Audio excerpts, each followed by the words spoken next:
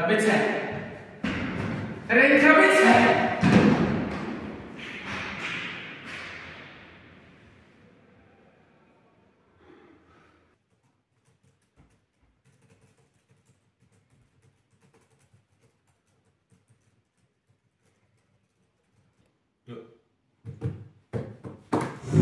Kde je můj notebook? Kde je můj mobilní telefon? Kde jsou moje hodinky? Ukradený trůl s neprvkama! Ne! Tak kolik se dostalo hodin?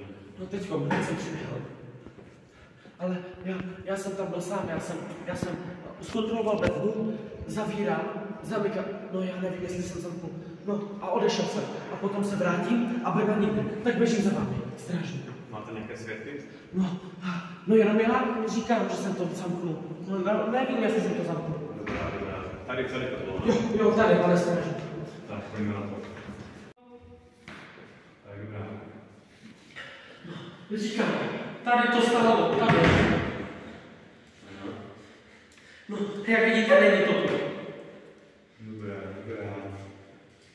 No, jak se to mohlo stát? No, musel se tu někdo prostě koupat. Nebo možná oknem někdo musel vylézt. Vy jste řekli, že jste to zamčel, no?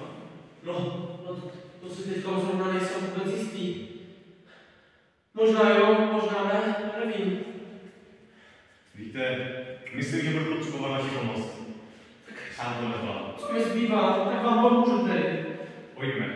Začneme hned. Tak jdeme. Musíme informovat všechny veřejnost. A musíme všechno pozorovat. Ano.